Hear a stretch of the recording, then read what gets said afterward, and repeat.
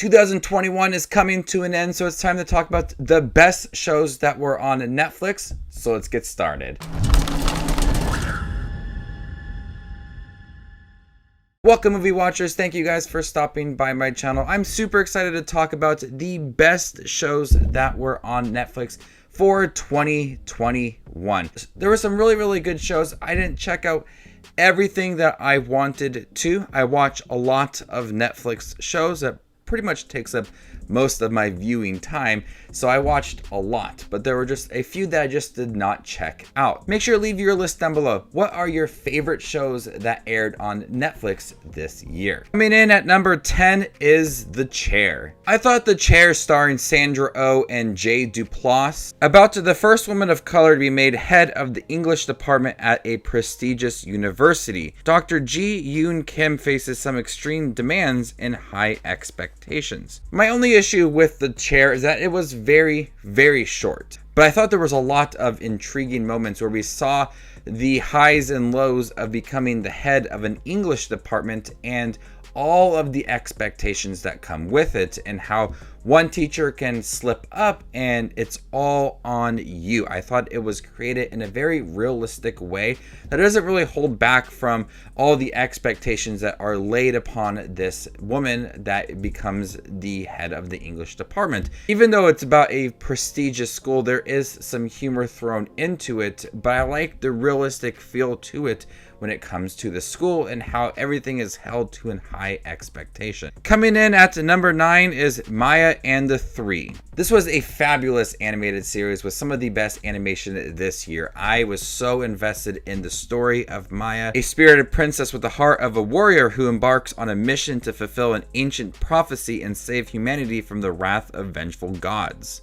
This is a little bit of a longer series for an animated show, but there is so much story brewing within this series, and there's so much time dedicated to the characters and the side characters as well. A lot of nice paced action sequences filled in with that beautiful animation and strong characters that you just want to root for. I was pleasantly surprised with Maya and the Three and how invested I was in with the story and the characters as well. One of the best animated shows I have seen this year, and I have seen a lot. Coming in at number 8 is Arcane. This is based off of the League of Legends game, which I have not played. I don't have any intentions to play, but I was pleasantly surprised with this, and the release schedule released 3 episodes every, I think it was Saturday back in November. So there was a total of, I believe, 9 episodes, and some parts weren't as entertaining or meaningful as other parts, but for the majority of the show, it took these characters I really had no knowledge about and crafted them so well, and a lot of growth to where you feel like you know the characters by the end. If you did not play League of Legends like myself, you have some sort of knowledge at the end of this show. Mixed in with some really good animation, much like Maya and the Three. This is some of the best animation I have seen. It feels very similar to movies like Spider-Man Into the Spider-Verse. I'm really enjoying that style of animation. But these episodes were really lengthy, and there's a lot of great world building within here. They made sure to pay attention to the characters, their characteristics, and how they contribute to the world within Arcane. So for a series based on a video game, I thought it was pretty good. Coming in at number 7 is Squid Game. This is by far the most popular show this year on Netflix. Holy crap, it took Netflix by storm.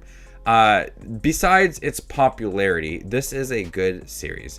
I wasn't as invested in the story rather than the games. The games themselves are so tense and thrilling. Those are really captivating moments within the show. I was really interested in the games themselves and how chilling they were, and watching the numbers of people grew smaller and smaller. They just became the games became more and more tense.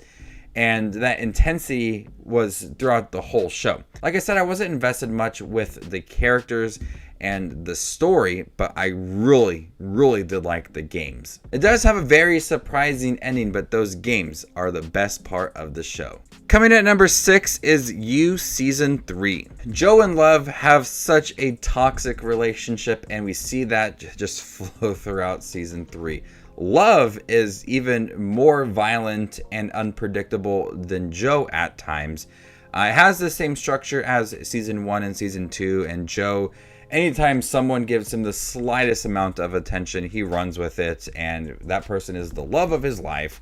We see that in Season 3, but I like how it focused a lot on Love and how she is unhinged, and she is trying to go to the lengths to keep her relationship with Joe. Watching them pair off against each other, some of the best moments on Netflix this year, but it maintains that mystery throughout Season 3, the intense moments between the two. It's violent, it's all around a really good show, and I can't wait for Season 4. Spoiler, without Love within it, but I'm curious to see what they do with Joe down the road. But You Season 3 gave me everything I wanted. A lot of love, a lot of Joe, a lot of them together trying to be a family, but also they are maintaining their own personalities, and they just clash many times together. Coming in at number 5 is Made. Made was a long show, but it was a very heartbreaking show. It doesn't really hold back on showcasing the struggles of single parents trying to take care of their kids, trying to get food stamps, trying to find housing, get away from abusive relationships. And by being so realistic and so raw, there are so many emotional moments in here. You're just watching this young woman struggle to get money, find jobs, take care of her daughter, find housing, shelter, clothing, all of that. And since it is so lengthy, we are seeing the process and the hardships someone goes through. And the show doesn't really hold back by doing that. And there's some really good performances in here. You just care so much for these characters. You're rooting for them. And then you realize that this is probably happening with hundreds and hundreds and hundreds of people, thousands of people. And it's so heartbreaking to watch because it did feel so realistic, like you were just watching someone's life and their struggles right in front of you, and you just wanted to care for them, take care of them. By having so many episodes, you're just truly emotionally invested in the story and the characters.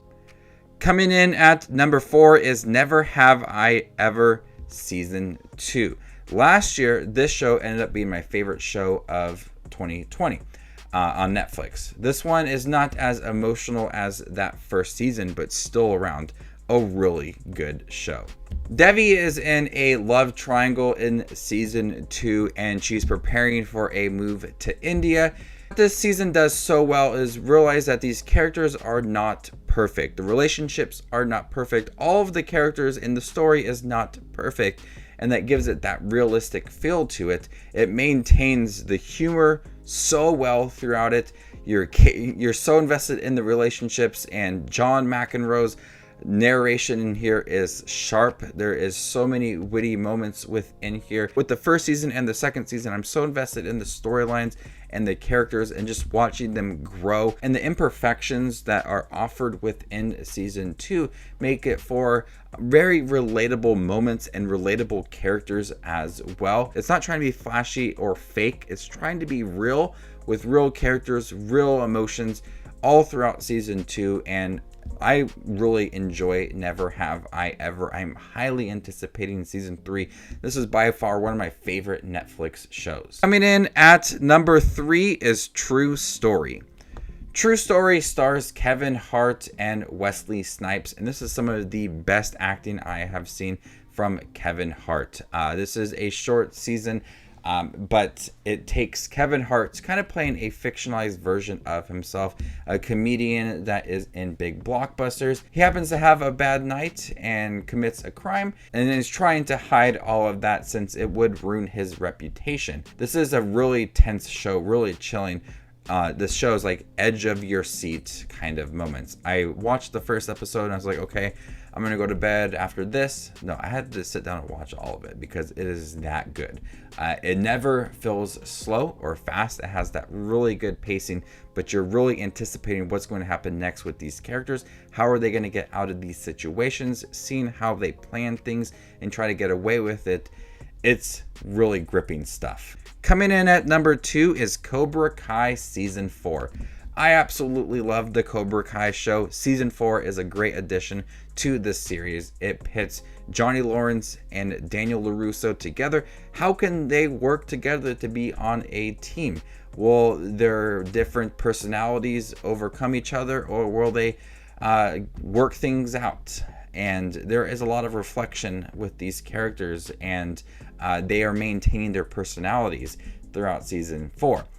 So there's a lot of highs and lows to their relationships, but a lot of the characters, some do get a little less screen time, but there's a lot of fighting within here, a lot of karate, and it's all directed very well. By the 4th season, I'm truly invested in these characters and the relationships that are growing throughout. There's a lot of time for characters to grow, a lot of times for the characters that I really didn't care much for in previous seasons to have a lot more depth given to them to where you really care about them. Cobra Kai is by far one of the most entertaining shows I have seen on Netflix. I'm glad that they acquired it from YouTube Red, and now we can get it more on Netflix. This is just such a entertaining show that really pays homage to the original movies. But Season 4 is just action-packed. There's so many good moments between Daniel and Johnny, and a lot of the side characters get a lot of depth as well. But before we get into my number 1, I want to share some honorable mentions, shows that I really did enjoy, but just did not crack the top 10. Shows including Lupin, Hellbound, Emily in Paris Season 2, Saturday Morning All-Star Hits, and Cowboy Bebop. Coming in at number 1 is Midnight Mass. Midnight Mass terrified me. Once we get to the big reveals about what is actually going on in Midnight Mass, I was creeped out. There's a few sequences in here that really caught me off guard, and I was absolutely terrified. But this show starts off a little slow, but once you start to realize what is happening, you kind of go back to everything and see it in a different light. And so Midnight Mass really surprised me with its storytelling. It's a very clever story, and the way that they spin these characters and shed some new light on these characters, it always kept me engaged throughout. And if it's with its terrifying moments, it's great directing from Mike Flanagan, or its clever story, or its discussion about the church. Everything about it just mixes together to create the best series on Netflix this year. Holy crap, Mike Flanagan is truly amazing, and I think he's found a great place with Netflix directing these horror shows on Netflix. Midnight Mass is the best one. Midnight Mass is absolutely terrifying.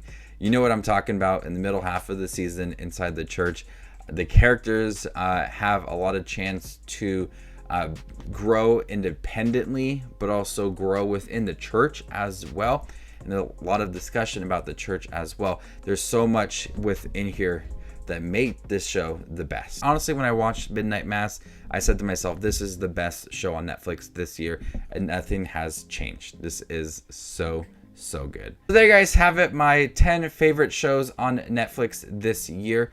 What did you think about all the shows on Netflix? Make sure to leave your list down below. What are your top 10 favorite films?